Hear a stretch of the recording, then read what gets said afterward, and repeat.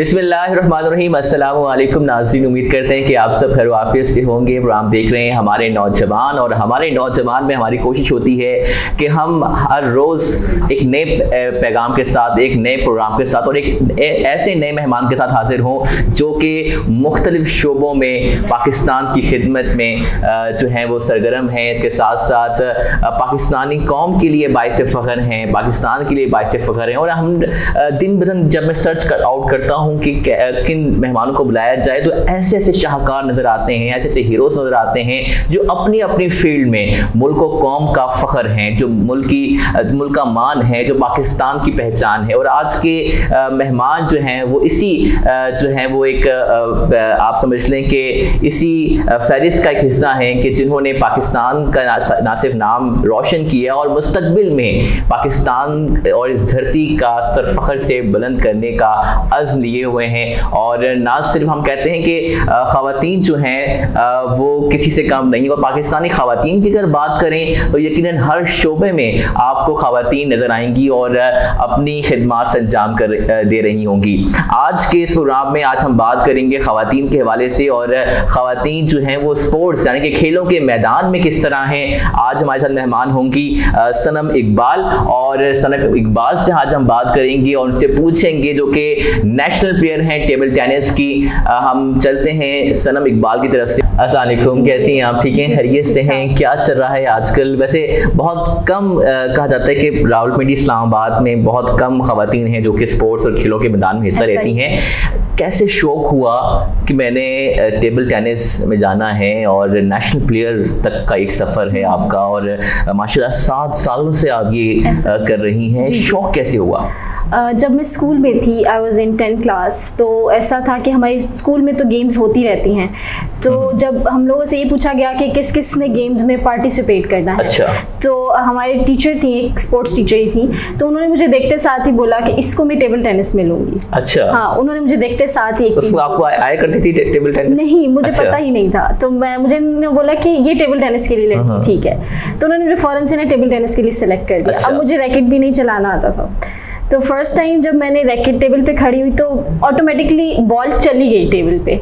वो ना naturally ball चली गई टेबल पे, तो उन्होंने कहा हाँ बस ठीक है ये सिलेक्टेड है। उसके बाद से फिर मैंने कंटिन्यू किया, डेली प्रैक्टिस करना स्टार्ट की। वहाँ मैंने स्कूल के बहुत से इवेंट्स विन किए।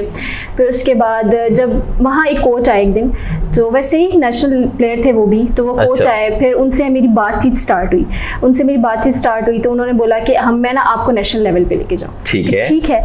तो उन्होंने मुझे प्रैक्टिस करवाना और ज़्यादा मज़ीद स्टार्ट कर दी। डेली स्कूल में आना, हमने ऑफ टाइम पे या ब्रेक टाइम में ना हमने प्रैक्टिस स्टार्ट की। वहाँ से फिर मेरा सफ़र शुरू। कभी सोचा था कि नेशनल लेवल पे जाकर खेलोगी? और वो स्कूल की एक बच्ची जिसको शायद सही तरह से खेलना भी नहीं आता होगा, जो है तुक्के मारी होगी, वो बच्ची जो है इतने हार्ड वर्किंग करती है और फिर आगे आती है और आज नेशनल प्लेयर है टेबल टेनिस की। हाँ बिल्कुल।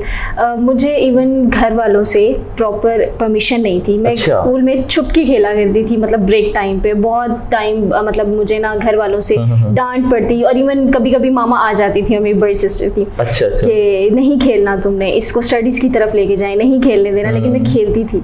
और फिर पापा ने मुझे फिर सपोर्ट किया जब मैं 10th क्लास से फ्री। ऐसे अक्सर ये होता है कि पापा ही जो है वो रोकते चीज से, मामा तो बड़ा साथ देती है। यहाँ उल्टा हिसाब हो गया। फिर पापा ने सपोर्ट किया, उन्होंने कहा नहीं, अगर मेरी बेटी जाना चाहती है तो इसको भेज दो। जबरदस्त। तो फिर उन्होंने, फिर जब हमारा 10th क्लास के एग्जाम्स हो गए, फिर मेरी मामा ने मुझे क्लब ज्वाइन करवाया। वो डेली मुझे लेके जाती थी खुद से, और फिर वापस मेरे साथ आती। जबरदस्त। प्रैक्टिस वहाँ बैठ। ऐसा मौका भी आया होगा कि आपके वालिदैन को आपको फख्र महसूस हुआ मेरी बेटी आज जो इस मकाम पर है? जब न्यूज़पेपर्स में अक्सर मेरी पिक्चर्स लगती थी, तो मेरे पापा आउट ऑफ कंट्री होते हैं, तो जब पिक्चर्स लगती थी मैं उनको भेजती थी ना, तो वो फिर बहुत ज़्यादा प्राउड होता था। लेकिन बेटियां जो है नाज़रीन वालिदैन का फ़ख्र होती हैं, और जब ऐसी बेटियां, वतन की ऐसी बेटियां, पाकिस्तान का एक मान, पाकिस्तान का एक इज़्ज़त, एक पहचान जब इस तरह उभर के सामने आती हैं, और कौम का एक पॉजिटिव इमेज, मस्बत चेहरा दुनिया के सामने लाती हैं, लेकिन हमें और हमारी पूरी कौम को आप जैसे लोगों पर फ़ख्र है।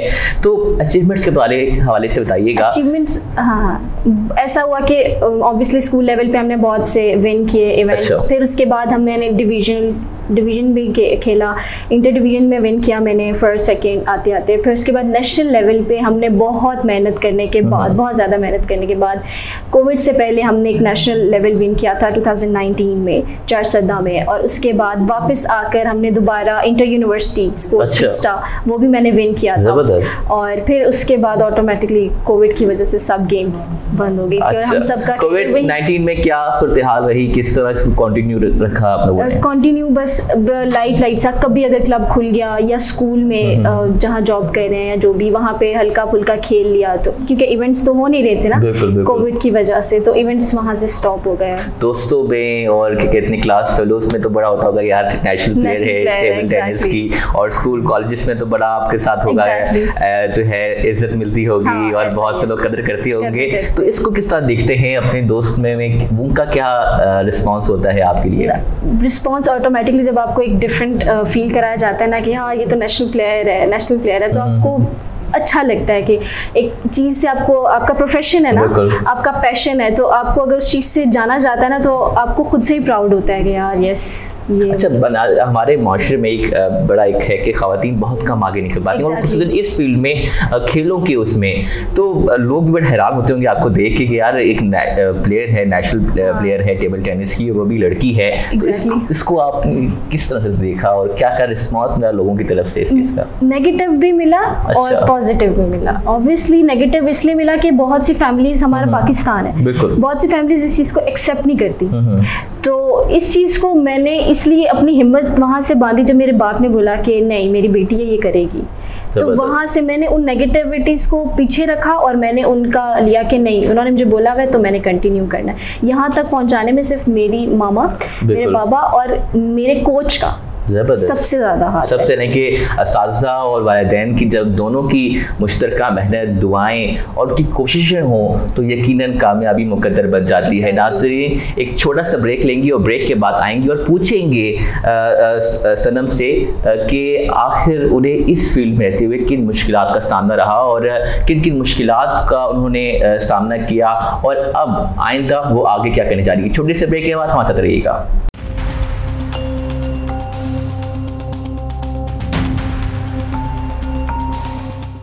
वेलकम बैक नाज़रीन, उम्मीद करते हैं कि आप खैरियत से होंगे और आप देख रहे हैं प्रोग्राम हमारे नौजवान। और आज हमारे मेहमान मौजूद हैं सनम इकबाल जो कि नेशनल प्लेयर हैं टेबल टेनिस की, और हम बात कर रहे थे सनम आपसे कि क्या मुश्किलात रही, एक टेबल टेनिस प्लेयर हैं आप, और जब आप फील्ड में जाती हैं, जब आप खेलती हैं, बहुत से लोगों का सामना करना पड़ता है, बड़ी मुश्किलात आती हैं, रुकावटें आती हैं, बैरियर्स आते हैं, लोग आपको कोशिश करते हैं कि आगे बढ़ने ना दें आपको, तो इस चीज़ से आपको क्या मुश्किलात का सामना रहा? अच्छा, ऐसा ही है कि हमारा जैसे कंट्री है, आपको पता ही है एग्जैक्ट, तो ऐसा हुआ कि जब मैं स्टार्ट लिया तो हमारी ऑब्वियसली ड्रेसिंग सबसे पहला हमारा बैरियर होता है। ठीक है, ड्रेसिंग में अगर आप शलवार कमीज पहन के जा रहे हैं तो भी लोग वैसे भी आपको ऐसे ही देखेंगे कि यार शलवार कमीज पहन के जा रही लड़की है, और हमारी तो स्पोर्ट्स फील्ड ही ऐसी है। अब हमें क्या करना पड़ता था कि जब मैं निकलती थी अपनी गेम के लिए तो अबाया तो मैं पहन नहीं सकती थी, तब मैं छोटी थी, तो मैं पहनती थी ट्राउजर और उसके ऊपर मैं कमीज पहन के जाती थी अपने क्लब तक, वहाँ जाके मैं चेंज करती थी। अगर मैं ऐसे अभी निकलती हूँ ना, अभी भी,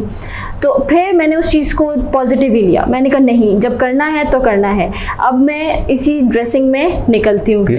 लोग आप कभी ये सोचा कि तो लोग क्या सोचेंगे, लोग क्या कहेंगे? क्यों नहीं सोचते हैं कि यार लोग देख रहे हैं, वो क्या कहेंगे कि यार ये कैसी लड़की है, लेकिन उस चीज़ को मैंने अच्छा हमारे मैं बताऊंगा कि अहले इलाका या अहले मोहल्ला जो है वो भी बड़ी इस चीज़ के वो कहते हैं कि यार लड़की जा रही है। हालांकि यही अहले इलाका जब जीत के आते हैं तो यही अहले इलाका दौड़ की थाप पर भंगे डालते हैं और जीत का जश्न मनाते हैं और अपनी बेटी पर फख्र करते हैं। तो अहले इलाका की तरफ से स्टार्टिंग में क्या रिस्पांस मिला और उनका क्या रिएक्शन था? ये कैसी लड़की है, कैसे कपड़े पहने हैं। आपको पता है कि जहाँ मेरा घर है वो सारी मार्केट है, ठीक है, और मुझे निकलने में सबसे ज़्यादा प्रॉब्लम मार्केट के अंदर से होती है, तो फिर वो कवर अप करना। पाकिस्तानी सोसाइटी को आप किस तरह से देखनी है, और बहुत सी ख़वातीन मुख्तलिफ शोबों में आना चाह रही हैं, अभी भी हमें रोज़ कोई ना कोई ऐसा केस मिलता है हैरेसमेंट का, दीगर चीज़ें। पाकिस्तानी सोसाइटी को आप देखें तो अच्छे लोग भी हैं, बुरे लोग भी हैं। अच्छे लोगों का सामना कैसे होगा और बुरे लोगों उनका कोई एक्सपीरियंस शेयर करेंगी ताकि हमारे नाज़रीन को पता चले कि ख़वातून के लिए पाकिस्तानी माशरे में किस तरह से, क्योंकि देखें हम आप कर किसी ख़वातून के साथ बदतमीज़ी होती है तो वो नेशनल इंटरनेशनल एक केस बन जाता है और फिर पाकिस्तान की बदनामी होती है। तो पाकिस्तान में रहते हुए आपको किस तरह की मुश्किलात हैं और किस तरह की सेफ्टी है आपके लिए? अब ऐसा हुआ कि बहुत टाइम अभी तक रिसेंटली लास्ट वीक भी इसी तरीके से कि ये ड्रेसिंग की है, इसके ऊपर अगर हमने कवर अप भी कर लिया फिर भी लोग आपको देखेंगे, आपका पीछा करेंगे।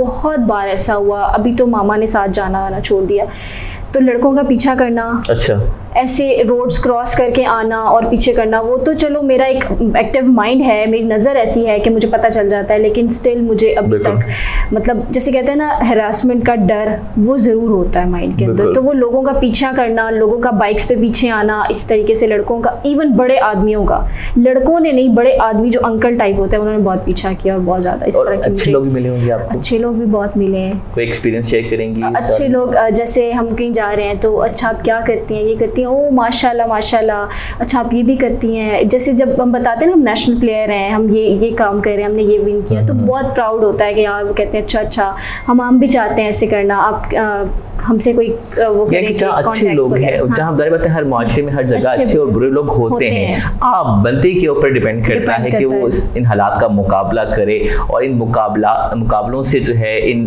जो है मुश्किलात का डट कर मुकाबला करें, इनको जीत कर दिखाए। तो मैं आपसे पूछना चाह रहा था कि जब आप इस फील्ड में आई और उसके अलावा जब आपने कोचिंग लेना स्टार्ट की, उसमें भी आपके लिए बेशुमार मुश्किलात आई होंगी और टाइम मैनेज करना, स्टडीज़ को टाइम देना, तो उस टाइम बताइएगा कि कंपटीशन तो हर दोस्तों में होता है, तो वहाँ पे भी अक्सर होता है एसोसिएशन के साथ बड़े मिसाल होते हैं। हाँ। और तो उसके हाल से बताइएगा कि आपको क्या मुश्किल का सामना रहा?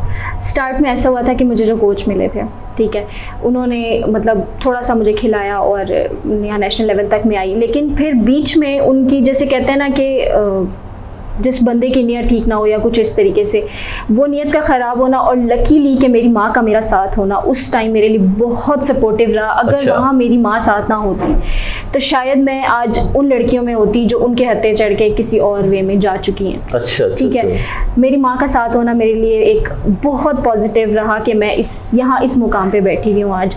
तो वो बैरियर मेरे लिए बहुत एक पॉजिटिव रहा। उस चीज़ को मैं उसने नेगेटिव जो भी हुआ वहाँ मैंने अपनी माँ की सपोर्ट ली, और मेरी माँ ने, ये जो आज मेरे कोच हैं सैयद नदीम साजिद साहब, इनसे मेरी माँ ने बात की कि मेरी बेटी खेलना चाहती है लेकिन ये बंदा ठीक नहीं है, तो उन्होंने कहा मैं खिलाऊंगा, ज़बरदस्त, मैं खिलाऊंगा, आप अपनी बेटी को यहाँ लेके आए।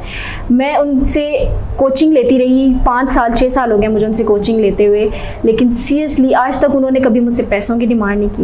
उन्होंने कभी नहीं कहा कि मुझे पैसे चाहिए, मुझे इतने चाहिए। उन्होंने मुझे कोचिंग कराई, मुझसे 6-6 घंटे उन्होंने मुझे खिलाया, और आज मैं इस नेशनल लेवल। अच्छा सनम, ये बताइएगा कि आप तो फिर भी इस फील्ड में आई हैं, ऐसी बहुत सी लड़कियाँ हैं जो गुर्बत की वजह से नहीं आ पाती, इनके पास वसाइल नहीं होते, आगे बढ़ने के मौके नहीं होते, इस तरह के प्लेटफॉर्म्स नहीं होते कि वो अपने आप को, टैलेंट को प्रमोट कर सकें या फिर अपने टैलेंट को मज़ीद दिखा सकें।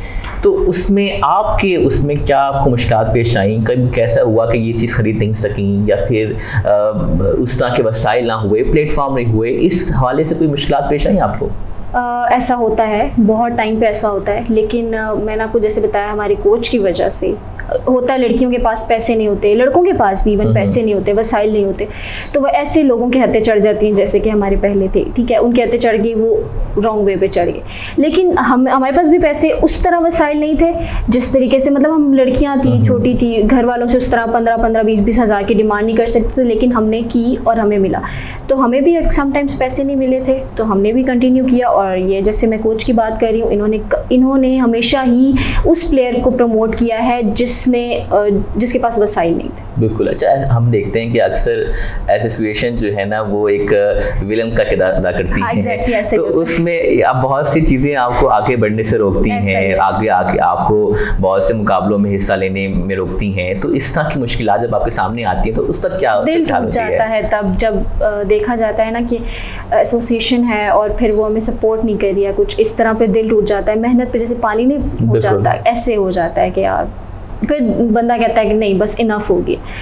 लेकिन सपोर्ट फिर चाहिए होती है, ऑब्वियसली नहीं मिलती वहाँ पे। तो अच्छा सनम ये बताइए कि आजकल आप क्या कर रही हैं, स्टडीज़ में आप क्या क्या कर चुकी हैं, और फिर जो है इस चीज़ को लेकर स्पोर्ट्स के साथ साथ और क्या कर रही हैं? हाँ, स्पोर्ट्स के साथ साथ मैं जॉब कर रही हूँ। अच्छा। हाँ, और उसके अलावा वेलनेस वॉक में मैं जॉब कर रही हूँ वहाँ फिटनेस फील्ड में, और इसको भी कंटिन्यू रखती हूँ, साथ में फिटनेस को भी कंटिन्यू। स्टडीज को कहाँ तक लिया है? स्टडीज को masters in physical education, sports and games में ही। यस, कंप्लीट है आपका? yes. जबरदस्त। फिजिकल एजुकेशन इसलिए। तो फिर आगे कोई ट्रेनिंग दे रही हैं लोगों को फिटनेस के हवाले से और दीगर चीज़ें, कोई ऐसी चीज़ कि आजकल जो ख़वातीन हैं जो घरों में मौजूद हैं, काम घर बार कर रही हैं, घर चला रही हैं, उनको क्या मशवरा देंगी फिटनेस के हवाले से? क्योंकि अक्सर लोग घर में बैठे बैठे जो है ना वो मोटापे का शिकार हो जाते हैं और फिजिकल फिट नहीं रहते, उनको क्या मशवरा देंगी आप? उनको मशवरा यही देंगे कि कुछ लोग अफोर्ड नहीं कर सकते, ठीक है, ऑब्वियसली कुछ लोग जिम अफोर्ड नहीं कर सकते, कुछ लोग फिटनेस अफोर्ड नहीं कर सकते, तो वो घर पे बैठ के भी बहुत कुछ कर सकती हैं। ऐसे ही है, घर पे बैठ के भी वो वर्कआउट कर सकती हैं, घर पे बैठ के अपनी डाइट का स्पेशली, क्योंकि ख़वातीन बैठती हैं खाने लग जाती, खाते खाते खाने का ध्यान रखें अपनी, उसके अलावा फिर अपनी वॉक करें, योगा करें, ये सब चीज़ें भी साथ साथ कंटिन्यू रखें, यानी कि घर है तो बस घर ही, घर पे ही। सनम इकबाल हमारे साथ मौजूद हैं, एक छोटा सा ब्रेक है और ब्रेक के बाद हम आएंगे और सनम से पूछेंगे कि आखिर वो आइंदा मुस्तकबिल में क्या ख्वाब रखती हैं और किन किन ख्वाब सजाए अपनी मंजिल की तरफ गामजन हैं और फ्यूचर प्लानिंग्स इनके क्या हैं। एक छोटे से ब्रेक के बाद हमारे साथ रहिएगा।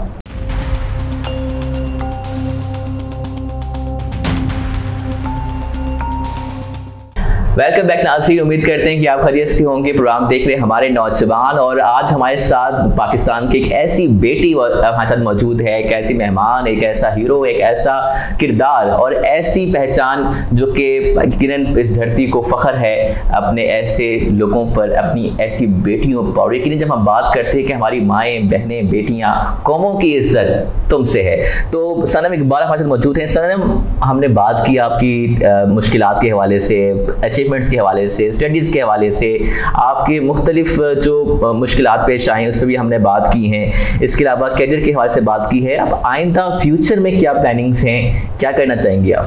फ्यूचर में इंशाल्लाह अपनी गेम को कंटिन्यू रखेंगे। अच्छा। हाँ, फिलहाल तो कोविड की वजह से हमारे क्लब्स बंद हो रहे हैं, तो कभी बंद हो जाते हैं ऑन एंड ऑफ, तो इसलिए इंशाल्लाह कंटिन्यू रखेंगे इसको और फिटनेस फील्ड को विद आगे नेशनल लेवल पे जाने का प्लान है। इंशाल्लाह उसके लिए क्या स्ट्रेटेजी है, कोई बताना चाहेंगे आप नाज़रीन को? स्ट्रेटेजी यही है कि फिलहाल मेहनत करेंगे, नेशनल लेवल विन करेंगे अगेन, और उसके बाद इंटरनेशनल लेवल पे जाएंगे इंशाल्लाह। अच्छा, ये बताइएगा सनम कि बहुत सी लड़कियां जो हैं वो इस फील्ड में आना चाहती हैं, मगर वसाइल और हालात जो है ना इजाज़त नहीं देते इस तरह तक पहुंचने के लिए, तो आप एक उनके लिए मिसाल हैं, एक आइडियल हैं, उनको क्या पैगाम देना चाहेंगी जो कि आगे बढ़ना चाहती हैं मुख्तलिफ शोबों में? अपने पैसों को लेके या फाइनेंशियली इस चीज़ को लेके बैरियर ना बनाएं अपने कैरियर को। जिस चीज़ को आप कंटिन्यू करना चाहते हैं उसका पॉजिटिव वे ढूंढें और उसको कंटिन्यू करें। स्पेशली स्पोर्ट्स फील्ड ऐसी बिल्कुल भी नहीं है कि जिसमें आपको बहुत ज़्यादा पैसों की ज़रूरत पड़ सकती है, ठीक है। आप कम पैसों के साथ अपने एक अच्छे बंदे के साथ, एक अच्छे कोच के साथ, एक प्रोफेशनल बंदे के साथ काम करें, उससे सीखें, जहाँ से सीखने को मिलता है वहाँ से सीखें और इस चीज़ को कंटिन्यू करें। हुकूमत से क्या आपसे अपील करेंगी? आपको तो माशाल्लाह आप जो है मुख्तलिफ जगहों पे जाती हैं, प्लेटफॉर्म से जाती हैं, हुकूमत से क्या जो है दरख्वास्त करेंगी, क्या हुकूमत से अपील करेंगी इस हवाले से कि अब आप जैसे लोग जो हैं, जो कि यकीनन उनको एक मौका दिया जाए तो वो बहुत आगे जा सकते हैं, पाकिस्तान का नाम, पाकिस्तान का जो सर है फ़ख्र से बुलंद कर सकते हैं। आप सब लोगों के पास सिर्फ मौके नहीं हैं, तो हुकूमत से क्या अपील करेंगे? हुकूमत से यही अपील करेंगे कि एज फैक्टर, जैसे कि हमारी एज में हमारी होती है जूनियर एंड सीनियर गेम्स, उसमें एज की अगर आ जाए ना कि अंडर 16 हो रहे हैं, अंडर 15 हो रहे हैं, अंडर 25 हो रहे हैं, अंडर 30 हो रहे हैं, ठीक है, तो ये अगर कर दे हुकूमत, हमारे लिए इवेंट्स डिफरेंट ऑर्गेनाइज कर दे, ठीक है, तो उसमें हमारे लिए आगे जाना, अपनी एज फेलोज के साथ आगे जाना बहुत आसान हो जाएगा हमारे लिए। सनम, ये बताइएगा कि हुकूमत की तरफ से कभी कोई पज़ीराई तालीम आपको मिली हुई, किसी मिनिस्टर ने, किसी एमएन ने, किसी एमपीए ने या किसी ने प्यार से सर पे हाथ रख दिया हो कि कौम की इज्जत हो और कौम की पहचान हो, कौम का हीरो हो? कभी नहीं, ऐसा कभी नहीं हुआ। तो क्या उम्मीदें वाबस्ता हैं? हाँ, उम्मीदें तो वाबस्ता हैं। उम्मीद पे दुनिया कायम है, तो हमने भी उम्मीद लगाई हुई है इंशाल्लाह। तो क्या ख्वाब है कि पाकिस्तान के लिए क्या करने का ख्वाब है मुस्तकबिल में? कलर लेने का ख्वाब है, और इसी तरह जिस तरह आपने बोला कि बहुत सी लड़कियां और लड़कों का वसाइल नहीं है उनके ये काम करने के, इंशाल्लाह उनके लिए अपने कोच के साथ और अपने फेलोज़ के साथ मिलके क्लब बनाएंगे इंशाल्लाह। ठीक है, हमें पज़ीराई मिलेगी तो उनको भी आगे बढ़ाएंगे। कभी नाउमीद होती हो कि जब हौसला अफजाई पज़ीराई जब नहीं मिल पाती, क्योंकि एक स्पोर्ट्समैन के लिए आगे बढ़ने के लिए बहुत ज़रूरी होता है, तो पाकिस्तान से कोई शिकवा, यहाँ के लोगों से कोई शिकवा, आज खुल के क्या कहोगे आज? अच्छा, हमारे ये कि जैसे हमने बता दिया मैंने आपको कि हमें आगे जाने का मौका बहुत ही 1% चांस है हमारा आगे जाने का। गवर्नमेंट हमें बिल्कुल सपोर्ट नहीं करती। जैसे आप देख सकते हैं क्रिकेट को ले लें, क्रिकेट को बहुत ज़्यादा हाई क्रिएट की होती है, क्रिकेट है। इसी तरीके से हमारी गवर्नमेंट को सिर्फ टेबल टेनिस ही नहीं, बैडमिंटन को ले लें, फुटबॉल को ले लें, उस हॉकी खेल है हमारा, हॉकी हमारा कौमी खेल है। जी। हमें पता ही नहीं उसके इवेंट्स कब होते हैं, हमने कभी इस तरीके से होंगे तो पता चलेगा ना। यही बात है। तो इसी तरह हर गेम के इवेंट्स को गवर्नमेंट को इसी तरीके से करना चाहिए कि यार आज हमारा ये गेम है, आज हमारा ये गेम, ये नहीं होता। सिर्फ अगर न्यूज़ आएगी 1-2 मिनट की न्यूज़ आएगी एंड दैट्स इट। बिल्कुल ये चाहते हैं। प्राइवेट सेक्टर्स में तो ज़रूरत है, कॉलेजेस यूनिवर्सिटीज़ में इस तरह के, क्योंकि आप जैसे लोग जो हैं वहीं से जनरेट होते हैं, वहीं से आते हैं। तो जो कि इतने बड़े बड़े कॉलेजेस हैं, यूनिवर्सिटीज़ हैं, उनके पास बड़े बड़े मैदान हैं, वसाइल हैं, और वो बड़े बड़े स्पोर्ट्स गाला और इस तरह के फेस्टिवल करवा सकते हैं। तो उनके लिए क्या कहना चाहेंगी? उनके लिए कहना चाहूँगी कि मज़ीद ऐसे ही कंटिन्यू रखें। अभी तो हम नहीं कर सकते कोविड की वजह से, लेकिन मज़ीद आप आने वाले टाइम में ऐसे इवेंट्स ऑर्गेनाइज करवाते रहें, ऐसे इवेंट्स होते रहें, ताकि हम लोगों की गेम को भी जाना जाए, क्योंकि पाकिस्तान में बहुत कम लोग हैं जो इस गेम के बारे में जानते हैं। बिल्कुल, बहुत कम लोग। सनम इकबाल, ये बताइएगा कि हमारी जो ख़वातीन, जो बच्चियाँ, जो बहनें घर बैठी हैं और आपको देख रही हैं, आपको एक आइडियल एक शख्सियत देखते हुए, आपकी एक मिसाल देखते हुए वो आगे बढ़ना चाहती हैं, वो एक खिलाड़ी बनना चाहती हैं, एक प्रोफेसर बनना चाहती हैं, पायलट ऑफिसर बनना चाहती हैं, या मुख्तलिफ शोबों में जाकर पाकिस्तान की खिदमत करना चाह रही हैं, उनको क्या पैगाम देंगे आप? यही पैगाम देना चाहूँगी कि हर चीज़ को, नेगेटिव एक्टिविटीज़, नेगेटिव वाइब्स को पीछे छोड़ें। बिल्कुल। और अपना कैरियर को सोच के बस आगे बढ़ें। किसी भी चीज़ को ना देखें कि पैसे नहीं हैं। ऑब्वियसली हमारे पाकिस्तान में सबसे ज़्यादा, जो मैं खुद पायलट बनना चाहती थी, लेकिन ड्यू टू सम रीजंस मैं नहीं बन पाई, तो लेकिन मैंने अपनी दूसरी फील्ड चूज़ कर ली और इसी फील्ड को मैंने कंटिन्यू किया, और आज मैं इसी फील्ड में आगे बैठी हूँ। तो अपनी नेगेटिव वाइब्स को पीछे करके, पैसों को पीछे करके, अपनी प्रोफेशनल लाइफ और जो आपका गोल है उसको अचीव करने में। बिल्कुल ज़बरदस्त, बहुत बहुत शुक्रिया सनम इकबाल आपका। नाज़रीन, ज़रा नम हो तो ये मिट्टी बड़ी सरखेज़ है साकी। यकीन पाकिस्तान के ऐसे कई नौजवान हैं जो कि आगे बढ़ना चाहते हैं, जो इस मुल्क का, इस धरती का सर फ़ख्र से बुलंद करना चाहते हैं, जो पाकिस्तान को दुनिया भर में एक आला मकाम देना चाहते हैं। यकीनन ये लोग, ये ऐसे नौजवान और ऐसे हीरोज़ पाकिस्तानी गवर्नमेंट, पाकिस्तानी हुकूमत की तरफ एक उम्मीद की निगाह लेके बैठे हुए हैं कि इन्हें सपोर्ट चाहिए, आगे बढ़ने की सपोर्ट चाहिए। अगर आज आप इनको सपोर्ट करेंगे तो कल यही नौजवान, यही हीरोज़ पाकिस्तान का सर फ़ख्र से बुलंद करेंगे। उम्मीद करते हैं कि आज का प्रोग्राम और आज के मेहमान आपको पसंद आए होंगे। इंशाल्लाह एक नए प्रोग्राम के साथ, एक नए पैगाम के साथ और एक नए मेहमान के साथ हाजिर होंगे, और अपने फीडबैक देना मत भूलिएगा। हमें आपके फीडबैक का भी इंतज़ार रहेगा। अपना बहुत सारा ख्याल रखें। पाकिस्तान जिंदाबाद।